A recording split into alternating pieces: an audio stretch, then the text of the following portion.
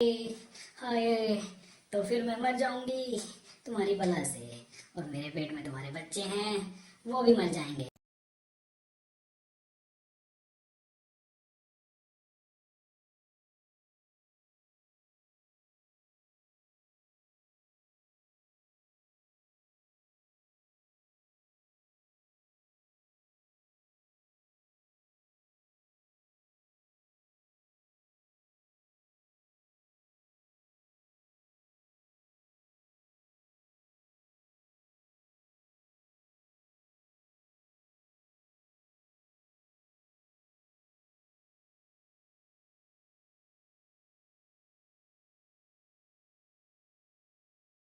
एक दिन वह डाल पर आराम से बैठा जामुन खा रहा था कि उसे नदी में लंबा विशाल जीव उसी पेड़ की ओर तैरकर आता नजर आया। बंदर ने ऐसा जीव पहले नहीं देखा था। उसने उस विचित्र जीव से पूछा। अरे भाई, तुम क्या चीज हो? पहले तो कभी नहीं देखा। विशाल जीव ने उत्तर दिया। मैं एक मगरमच्छ हूँ। नदी में इस वर्ष मछलियों का अकाल पड़ गया है। बस भोजन की तलाश में घूमता घूमता इधर आ निकला हूँ। बंदर दिल का अच्छा था। उसने सोचा कि पेड़ पर इतने फल हैं, इस बेचारे को भी उनका स्वाद चखना चाहिए। उसने एक जामुन का गुच्छा तोड़कर मगरमच्छ की ओर फेंका। मगरमच्छ ने जामुन खाया। बहुत रसीला और स्वादिष्ट था। वह फटाफट जामुन खा गया और आशा से फिर बंदर की ओर देखने लगा। बंदर मुस्कुराया और जामुन का एक गुच्छा मगरमच्छ की ओर फेंक दिया। मगरमच्छ ने सारे जामुन स्वाद से खा लिए और अंत में उसने संतोष भरी टकार ली और पेट थपथपाकर बोला। धन्यवाद बंदर भाई। बंदर ने उसे कहा। धन्यवाद की आवश्यकता नहीं मित्र, तुम रोज आ सकते हो और जामुन खा सकते हो। हम आज से अच्छे मित्र हैं। मगरमच्छ दूसरे दिन भी आया। बंदर ने उसे फिर फल खिलाए। इसी प्रकार बंदर और मगरमच्छ की दोस्ती जमने लगी। मगरमच्छ रोज आता, दोनों फल खाते और गपशप करते। बंदर तो वैसे भी अकेला था। उसे मगरमच्छ से दोस्ती करके बहुत अच्छा लग रहा था। उसका अकेलापन दूर हुआ, एक साथी मिला। दो मिलकर मौज मस्ती करें तो दुगना आनंद आता है। एक दिन बातों बातों में पता लगा कि मगरमच्छ का घर नदी के अंदर है, जहाँ उसकी पत्नी भी रहती है।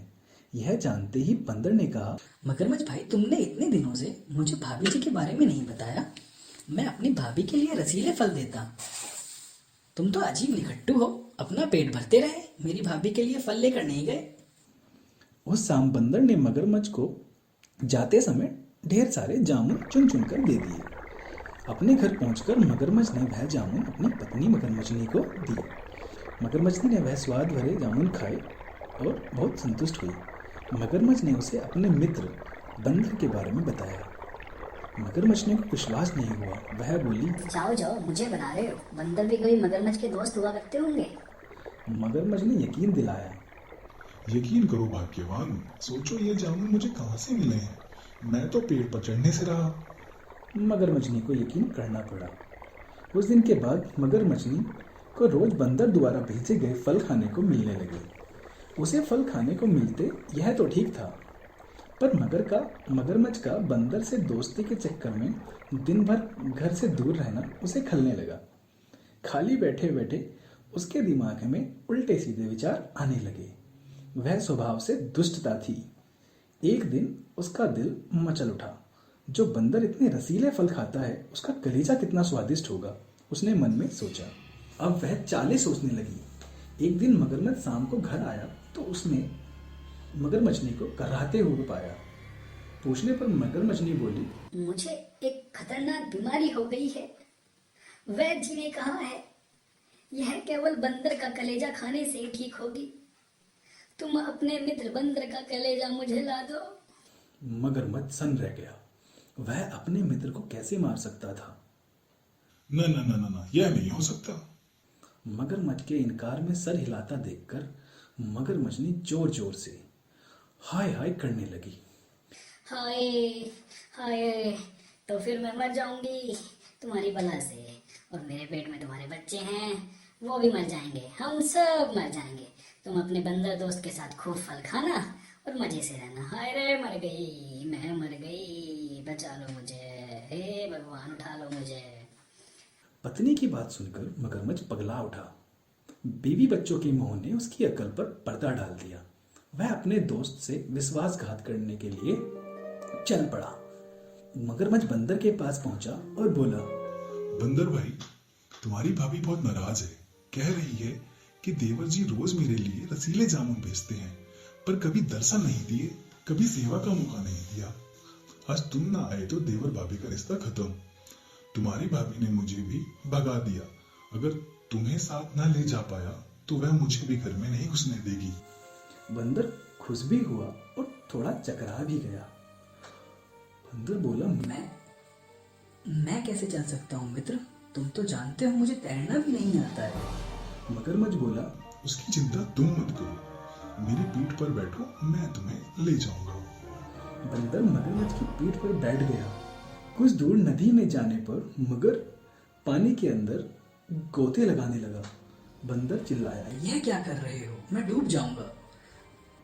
मगरमच्छ हंसते हुए, तुम्हें तो मरना ही है। उसकी बात सुनकर बंदर का माथा ठनका। उसने पूछा, क्या मतलब? मगरमच्छ ने बंदर को कलेजे वाली सारी बात बता दी। बंदर हक्का बक्का रह गया। उसे अपने मित्र से ऐसी बेईमानी की आशा नहीं थी। बंदर चतुर था। तुरंत अपने आप को संभालते हुए बोला, वाह, तुमने मुझे पहले क्यों नहीं बताया? मैं अपनी भाभी के लिए एक तो क्या 100 कलेजे दे दूं। यह भी कोई बात हुई? परंतु तुम मुझे पहले बताते तो मैं अपना कलेजा पेड़ पर छोड़कर नहीं आता। तुमने पहले ही सारी बात मुझे ना बताकर बहुत बड़ी गलती कर दी है। अब जल्दी से वापस चलो ताकि हम पेड़ पर से कलेजा लेते चलें। देर हो गई तो भाभी मर जाएगी, फिर मैं अपने आप को कभी माफ नहीं कर पाऊंगा। अकल का मोटा मगरमच्छ उसकी बात मानकर बंदर को साथ लेकर वापस चल दिया। जैसे ही वह पेड़ के पास पहुंचा, बंदर लपक कर पेड़ की डाली पर चढ़ गया और बोला, अरे मूर्ख, कभी कोई अपना कलेजा बाहर छोड़ता होगा? बहुत बड़ी गलती कर दी मैंने, जो तुझ जैसे मूर्ख से दोस्ती कर ली, जो अपने स्वार्थ के लिए अपने दोस्त को मारने को तैयार हो गया। अब जा उस अपनी बेवकूफ़ बीवी के पास, कलेजा दूसरे का कलेजा लेगा। अरे दूसरे का कलेजा लेने के लिए अपना दिमाग भी होना चाहिए। इस तरह मगरमच्छ अपना सा मुंह लेकर वापस लौट गया। किसी गलत के साथ होने से अच्छा है अकेला रहना। तो अगर आपको मेरी वीडियो अच्छी लगी हो तो लाइक करें, शेयर करें और चैनल को सब्सक्राइब करें। बेल आइकन दबाना ना भूलें। धन्यवाद। टूनपुर के जंगल में एक शेर रहता था। एक सियार उसका सेवक था। एक बार एक हाथी से शेर की लड़ाई हो गई। शेर बुरी तरह घायल हो गया। वह चढ़ने फिरने में भी असमर्थ हो गया। खाना न मिलने से सियार भी भूखा था, क्योंकि शेर के द्वारा किए गए शिकार से ही सियार भी खाना खा लेता था। एक दिन शेर ने सियार से कहा, तुम जाओ और किसी पशु को खोज कर लाओ जिसे मारकर हम अपना पेट भर सकें। सियार किसी जानवर की खोज करता हुआ एक गांव में पहुंच गया। वहां उसने एक गधे को देखा जो पेड़ की पत्तियां खा रहा था। सियार गधे के पास गया और बोला, मामा प्रणाम, बहुत दिनों बाद आपके दर्शन हुए।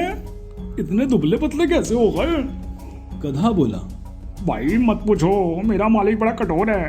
वह पेट भर के घास भी नहीं देता और बस काम काम काम काम कराता है।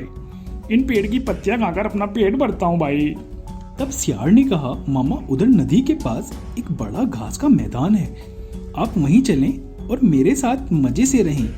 गधे ने, भाई मैं तो गांव का गधा हूँ, वहाँ जंगली जानवरों के साथ मैं कैसे रह सकूंगा? मामा वह बड़ी सुरक्षित जगह है, वहाँ किसी का डर नहीं है। मजे से कितनी मर्जी घास खाओ, नदी का ठंडा ठंडा पानी पियो, और सबसे जरूरी बात मामा, वहाँ 3 गधियाँ भी रहती हैं। वह भी एक धोबी के अत्याचारों से तंग होकर आ गई थी। उनका कोई पति भी नहीं है। आप देखने में सुंदर भी हो और उनके योग्य भी हो। चाहो तो उन तीनों के पति बन के रह सकते हो। सियार की बात सुनकर गधा लालच में आ गया और गधियों के बारे में विचार करते हुए खुश होने लगा। गधे को लेकर सियार वहां पहुंचा जहां शेर छिपा हुआ बैठा था। शेर ने गधे को देखकर उस पर धावा बोल दिया, परंतु गधा डरकर वहां से भाग खड़ा हुआ। तब सियार ने नाराज होकर शेर से कहा, तुम एकदम निकम्मे हो। जब तुम एक गधे को नहीं मार सकते तो हाथी से कैसे लड़ोगे? शेर झेपते हुए बोला, मैं उस समय तैयार नहीं था। इसलिए चूक हो गई। सियार ने कहा, अच्छा ठीक है, अब तुम पूरी तरह तैयार होकर बैठो, मैं उससे लेकर आता हूँ। वह फिर गधे के पास पहुंचा। गधे ने सियार को देखते ही कहा, तुम तो मुझे मौत के मुंह में ही ले गए थे, मेरा तो काम ही तमाम हो जाता भाई। न जाने वो कौन सा जानवर था, मैं बड़ी मुश्किल से जान बचाकर भागा हूँ। सियार ने हंसते हुए कहा, अरे मामा, उसे पहचान नहीं पाए, वह तो गधी धन्नो थी, उसने तो प्रेम से तुम्हारा स्वागत करने के लिए हाथ बढ़ाया था। वो तो तुमसे गले लगना चाहती थी, तुम तो बिल्कुल कायर निकले मामा, किसी के प्रेम को ठुकरा कर भाग निकले, और वह धन्नो बेचारी तुम्हारे वियोग में खाना पीना छोड़कर बैठी है। तुम्हें तो अपना पति मान लिया उसने, अगर तुम नहीं चलोगे तो वह प्राण त्याग देगी। अब आगे तुम्हारी मर्जी, मैं तो चलता हूँ। गधा एक बार फिर सियार की बातों में आ गया और उसके साथ चल पड़ा। इस बार शेर नहीं चूका, उसने गधे को एक ही झपटे में मार दिया। भोजन करने से पहले शेर बोला, श्यार, मैं जरा स्नान करके आता हूँ, ये गधी वाला मेकअप साफ करके तब भोजन करूंगा। इतना कहकर शेर स्नान करने के लिए चला गया। इस बीच सियार ने गधे का दिमाग खा लिया। शेर स्नान करके लौटा तो नाराज होकर बोला, ओ श्यार के बच्चे, तूने मेरे भोजन को झूठा क्यों किया? तूने उसके दिमाग को क्यों खा लिया? सियार गिड़गिड़ाते हुए बोला, महाराज, मैंने तो कुछ भी नहीं खाया, उस गधे में दिमाग था ही नहीं। अगर इस गधे में दिमाग होता तो ये दोबारा मेरे साथ क्यों आता? सोचो महाराज, सोचो, इस गधे में दिमाग था ही नहीं। शेर को सियार की बात पर विश्वास आ गया। वह शांत होकर भोजन करने में जुट गया। सबक: जो दिमाग से काम नहीं लेते हैं वो हमेशा किसी न किसी का शिकार हो ही जाते हैं, चाहे वो जानवर हो या फिर इंसान।